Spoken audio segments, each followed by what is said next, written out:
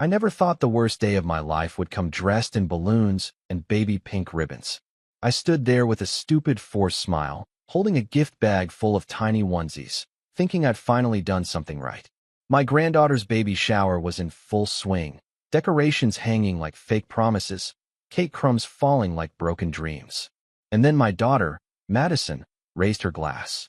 "This man," she said, her voice trembling, not with emotion for me, no, with pride. "This man is the one I wish had raised me. My stepdad. He will be the only true granddad of my daughter." The room clapped, laughed. I saw people nodding. Someone shouted, "Hear, hear." No one looked at me. Not a soul. I walked out. Quietly. No scene, no storming out, no tipped tables. Just silence. My exit was a ghost's whisper. That was how I found out everything I thought I'd built meant nothing. That was the moment it all began to unravel. Let me backtrack a bit. My name's Mike Carter. 57, worked my ass off since I was 16. Built my house with my own hands. Kept the bills paid, the fridge full. Married my wife, Jessica, when we were both 22. High school sweethearts. She had that fire in her eyes back then, made you feel like you were the center of the universe. Or maybe she just knew how to pretend. Madison was 5 when Jess met Gary. Said he was just a friend from work. That phrase should be its own red flag. Back then, I didn't think twice about it. Gary was always at our BBQs, always helping fix stuff around the house. But I was busting my back in construction. I wasn't around enough to see the cracks forming. Turns out, those fixes included my marriage. But I didn't know. Not then. Not until that toast. Because in that moment, it wasn't just Madison's words that cut. It was the way Jess smiled. Like she'd been waiting years to see me fall. I knew something deeper had snapped. Something buried. Something dark. I went home after the shower. Alone. Poured a drink. Just stared at the living room. The place we raised our daughter. The place we fought, laughed, dreamed, and apparently lied. At midnight, Jessica walked in. "Why'd you leave like that?" she asked. "You embarrassed Madison." I laughed. That dry kind of laugh that doesn't feel human. "She embarrassed me." "You always make everything about yourself," she said, rolling her eyes like I was some needy idiot. That was when it hit me. She didn't care. Not 1 ounce. I didn't ask her anything that night. Just let her go upstairs. Watched her walk away like she hadn't just stomped on 30 years of my life. But the questions started spinning. Who was Gary really? What had Madison seen in him that she never saw in me? Why did I feel like a stranger in my own home? That night, I didn't sleep. I pulled out my old box of receipts, photo albums, cards Jess had written me back in the 90s. Compared her handwriting then to now. Compared her tone. Everything felt fake. Hollow. Something was wrong. I wasn't just mourning a moment. I was standing at the graveside of my marriage. And I hadn't even seen the body yet. The next morning, I started digging. Not metaphorically. I mean real digging. Old phone records. Bank statements. She always said she handled the finances. Now I knew why. I found an Uber receipt from last month. She said she was at her sister's. The drop-off location was Gary's condo on East Roosevelt. I still didn't want to believe it. I called Madison. I asked her, point blank, "Do you know if your mom's been seeing Gary again?" There was a pause. A long, loaded pause. Then she said, "Dad, maybe you should talk to Mom about that." And hung up. She knew. My own daughter knew. And didn't care. That's when I started shaking. Not from fear. Not from heartbreak. From rage. You ever feel that deep, hot rage? The kind that boils in your bones and makes your hands twitch? That's where I was. 35 years of loyalty and sacrifice reduced to a goddamn punchline at a baby shower. This wasn't just betrayal. This was war. But I still needed proof. Not for court, no. For me. For closure. So the next step? I'd find it. I'd follow her. I'd catch her in the act. And what I discovered next would make that baby shower feel like a walk through a garden. I waited until Thursday. She always said Thursdays were her book club nights. I'd never questioned it before. Hell, I'd even joked about it. How many bottles of wine does it take to get through Jane Austen? I'd say. She'd roll her eyes, call me an idiot, and kiss me like nothing was wrong. But this time I followed her. She left the house at 6:42 p.m., keys jingling, wearing a navy blue blouse I'd never seen before. Tight jeans, heels. Hair done up like she was going on a date. Not to sit in a circle with middle-aged women and read Pride and Prejudice. I stayed a few cars behind, driving slow, windows down, heart pounding so hard I could hear it in my ears. She didn't go to Linda's house, where book club was supposedly hosted. She didn't even slow down near that neighborhood. She drove straight to East Roosevelt, Gary's building, watched her park, watched her text someone. Not 5 seconds later, the door opened and Gary, that smug bastard, stepped out in a robe. A damn robe. She ran to him like she was 18 again, like she hadn't spent half her life pretending to love someone else. He kissed her. Full. Deep. Her hands went to his chest like they'd done it 1,000 times. I nearly opened the door, nearly stormed across that lot and made a scene. But I didn't. I needed more. So I took photos. I waited there for almost 2 hours while they were upstairs. Lights on, curtains half closed. Every so often, I saw silhouettes. Movement. The kind of movement no one could mistake for anything innocent. When she finally came out, hair messy, lipstick gone, she looked satisfied. Happy. She got in her car and left like it was just another normal evening. I didn't follow her home. I didn't want to see her crawl back into our bed. I drove to a motel, sat in the parking lot, and just stared at the wheel. I didn't cry. Not yet. I was still running on fury. The next morning, she made eggs. Asked me if I wanted toast. Had the audacity to kiss my cheek like she hadn't spent the night tangled up in someone else's sheets. That was the moment I realized Jessica wasn't just cheating. She was mocking me. I waited till Sunday to say something. Let it stew. Let her dig herself deeper. Then I confronted her. We were sitting at the kitchen table. She was scrolling through her phone, probably texting that prick. You weren't at book club Thursday. Her thumb stopped. She looked up slowly, head tilted. Excuse me. You were at Gary's. There was a long, quiet moment. Then she laughed. Actually laughed. You followed me, she said. Jesus, Mike. That's pathetic. You lied. Oh, come on, she scoffed. Don't act like this marriage has been perfect. You've been emotionally dead for years. I was building our life, I snapped. Working, paying for everything. You think that's easy? She leaned back in the chair, arms crossed. Maybe if you hadn't been so boring, I wouldn't have had to look elsewhere. There it was. No tears, no guilt, no apology, just raw, unfiltered contempt. Does Madison know? I asked. She smiled, smirked. She knows. She's not stupid. And for the record, Gary's been more of a father to her than you ever were. That broke me. I didn't show it, but it cracked something deep. Then why the hell did you stay with me? I said, barely able to hold my voice steady. Because you were useful, she said coldly. You paid the bills. You fixed things. You were convenient. I stood there, trying to process how the woman I married had become this ice-cold creature in front of me. She picked up her coffee, sipped it like nothing happened. That's when I realized this wasn't the first time. This had been going on for years. And she never planned to stop. The worst part? She didn't care. She never had. I didn't pack a bag. Didn't slam a door. I just walked out. Keys in hand. Jacket over my shoulder. I left her sitting there like the scene didn't matter. Like I didn't matter. I didn't even know where I was going. Ended up driving 2 towns over, into a gas station parking lot. Sat there with the engine running, staring at a flickering, open 24 hours sign like it was going to give me answers.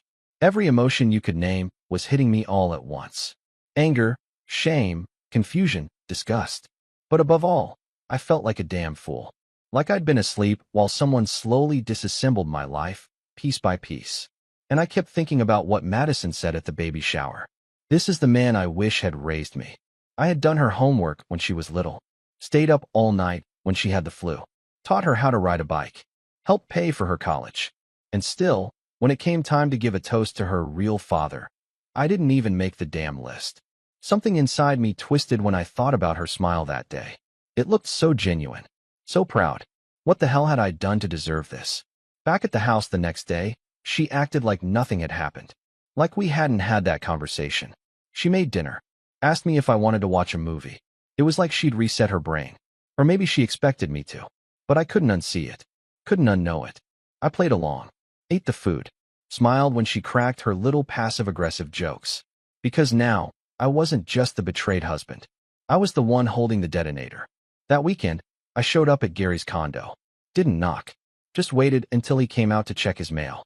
The look on his face when he saw me? Priceless. Mike, man. Don't. I stepped forward. I just need to ask one thing. He stood there like a deer in headlights. How long? He didn't answer. Just looked away. That long, huh? I nodded slowly. Before or after she had Madison? Still nothing. I'll take that as before. I didn't hit him. I thought about it. But I didn't. He wasn't worth a lawsuit or a jail cell. But as I turned to walk away, I said one thing that made him go pale. She's all yours now. That night, I came home and filed for divorce. Didn't tell her. Just let the papers arrive when they did. When she opened them, she laughed again. That same condescending laugh. You think this scares me? No, I said. I think it frees me. She rolled her eyes. You'll come crawling back. You always do. You need someone to take care of you. No, I said, calm as hell. I just needed someone not to lie to me every day for 20 years. I expected her to rage, to throw something, but she didn't. She just walked out of the room like it was beneath her. That was the moment I knew it was over. Not just the marriage, the illusion. I'd been living next to a stranger. One who wore my last name like a costume. One who could sit across from me for years, smile, kiss me, and think about someone else the whole time. And our daughter? She made her choice. She'd picked Gary. Fine. Let her. I wasn't going to beg for love anymore. Not from anyone. I sold the house 3 months later. Gave Jessica her cut and signed every document without blinking. Moved into a small place near the lake where no one knew me. Started over with less, but it felt like more. Because every day I woke up without her was a day I wasn't being lied to. And the best part? No more pretending. I started talking to my younger brother again. Reconnected with a few friends I'd pushed away because Jess didn't like them. I even joined a local mechanic shop, part-time. Got my hands dirty, got my mind clear. And I'll tell you something most people don't believe. Peace after chaos feels better than love soaked in lies. I never got a real apology. Never got a confession, or even an ounce of regret from her. But I didn't need it. She burned everything down. I just made sure I didn't stand in the fire. A few months went by, and I thought maybe, just maybe, that was the end of it. Then the invitation came. Madison was hosting a welcome dinner for the baby. Said it was important. Said everyone would be there. And, you're still family, Dad. That's what her text said. Like an afterthought. Like a pity call. At first, I wasn't going to go. What was the point? I knew the game by now. I was the outsider. The biological father no one really wanted around. Just a name they had to include so they wouldn't look like monsters. But something in me, it wasn't pride, wasn't hope, maybe just habit, told me to show up. So I did. Brought a little box with a gold bracelet inside. For my granddaughter, I said when I handed it to Madison. She barely looked at it. Just tossed it on the gift table like it was another envelope full of diapers. Jessica and Gary were there, of course. Holding hands, whispering, acting like the king and queen of some warped little family kingdom. I avoided them. Sat near the edge of the room. Sipped on flat soda and watched everyone laugh like they'd been cast in a sitcom, and I missed the script. Then the toast happened. Madison stood up with her wine glass. Cleared her throat. I just want to say something real quick, she said. This man, she looked at Gary, her voice already shaking with emotion, has been more of a father to me than anyone ever could. He's the man I wish had raised me. Some people clapped. Some looked unsure. And then she said it. He will be the only true granddad of my daughter. A couple of gasps. A few awkward glances. No one looked at me. No one stopped her. Not Jessica. Not even my own damn brother, who stood there biting his lip like he didn't know what to do. So I stood up. Didn't make a scene. Didn't cry. I just walked out. Quiet. Like I wasn't even there to begin with. The air outside was cold, like the whole world was exhaling. I sat in my truck. Watched my hands grip the steering wheel. And for a while, I didn't feel anything at all. Not rage. Not pain. Just empty. Then I heard the footsteps. Someone was coming out. I thought maybe, Madison had realized what she'd done. That she'd chase after me like in one of those movies where things get tied up in a neat bow. But no, it was my granddaughter's other granddad. Gary. He jogged up to the truck like we were going to have some heart-to-heart. Mike, he said, hands in his pockets. I think we should talk. I stepped out of the truck. Quiet. Measured. He flinched. Maybe he thought I was going to hit him. I didn't. I just looked him in the eye and said, "You can have the lies, Gary. You earned them." Then I got in, turned the key, and left. The next day, I blocked Madison's number. Sent her a short letter. Just one line. You'll understand one day what it means to be betrayed by someone who shares your blood. I didn't expect her to write back. And she didn't. Jessica? She tried once, some sarcastic email about overreacting and not being mature. I didn't open it. Some people will never apologize. Some will never admit what they've done. They don't think they have to, because they've rewritten the story in their own heads, and in their version, they're the heroes. Let them have it. I've got no interest in fighting ghosts.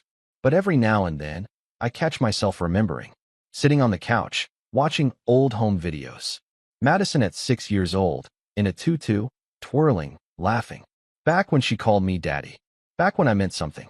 Those memories, they cut deeper than any words she ever said as an adult. Because they were real. And now, they're just artifacts of a life I thought I had. And never really did. A few weeks passed, and the silence was like a second divorce. It wasn't just losing a wife. I'd buried the illusion of a daughter too. And in that void, I had to figure out who I was without them. That's the part no one tells you about betrayal. It's not just about what they did. It's what they took. Every little memory you thought was solid suddenly starts to rot. I'd look at old photos and wonder, was she already cheating here? Was Madison already slipping away from me then? It's like your life becomes a crime scene, and you're stuck doing the forensics. I started journaling. Not because I'm some poetic soul, but because the thoughts wouldn't stop otherwise. I'd write things like, my wife kissed me goodnight after screwing another man, and I smiled back. Or, my daughter used my last name like a doormat. I started keeping a list too, not of things I hated, but things I missed. Small things. The way Madison used to run to me when she scraped her knee. The way Jess used to hum while making coffee before she became stone cold. Before the masks. Before Gary. One night, I got a call. Unknown number. I let it go to voicemail, then curiosity got the best of me. It was Madison. She was crying. Hi, Dad. I don't know if you'll ever listen to this. I don't even know why I'm calling. I miss you. The baby's got your eyes. God, I don't know what's real anymore. Please just call me back. I listened to it twice. Then I deleted it. Because I knew that voice. That wasn't regret. That was panic. Something had gone wrong. And now she remembered who kept the boat from sinking all those years. I didn't know her anything, but it still hurt like hell to press delete. 2 days later, I saw Jessica. Not planned. Grocery store. Aisle 6. She was reaching for salad dressing. I almost walked past, but she saw me. She froze. I nodded once, out of pure reflex. She had the nerve to smile. Mike, she said, like we were exes catching up over coffee. You look good. I didn't respond. She kept talking. Listen, about everything. I know it didn't end well. But maybe, someday, we can sit down and talk like adults. Clear the air. I looked at her. Really looked. The same face I used to wake up next to every morning. But now it just looked like something I didn't recognize anymore. I said, you don't talk to a knife about how deep it cut. And I walked away. She didn't follow. Didn't call after me. That was the last time I saw her. A month later, I finally unpacked the last box in my new place. It was labeled Office, Personal. Inside were old cards. Photos. Notes from Madison when she was young. One in crayon said, you're the best daddy in the world. Love you forever. That one wrecked me. But I didn't cry. Instead, I framed it. Put it on my bookshelf. Because I needed to remember that, at one point, I was enough. And maybe I still was. One night, I went out to a little lakeside bar. Place called Red Pine. Sat by myself at the counter. Ordered a whiskey neat. Just one. There was a woman 2 seats down. Older. Gray streak in her hair. Reading a paperback, sipping a beer. She looked over. Smiled, not the flirty kind. The human kind. You alone? She asked. Yeah. Me too. We didn't flirt. Didn't swap numbers. We just talked. About books. About road trips. About dumb songs that get stuck in your head. And for the first time in a long time, I didn't feel like a broken man dragging around ashes. I just felt present. I don't know if I'll ever fall in love again. Don't even know if I want to. But I'll tell you what I do know. Trust isn't something you give because someone wears a ring, or shares your blood, or says the right things. Trust is earned every damn day. And the moment someone treats it like it's optional, that's when you stop giving it. Not out of bitterness. Out of self-respect. Spring came faster than I expected. The lake thawed. The air smelled like dirt and pine. Everything was waking up again, including me. I didn't recognize the man I'd become, in a good way. I started doing small things just for myself. Morning walks. Sunday fishing. I fixed up an old '78 Ford that sat in my neighbor's barn for years. It felt good to rebuild something with my hands, something honest. Madison didn't call again. Didn't text. Part of me thought she might show up someday, knock on my door with the baby in her arms, acting like time rewrites betrayal. But she didn't. That silence turned into a kind of peace. Cold at first, but steady.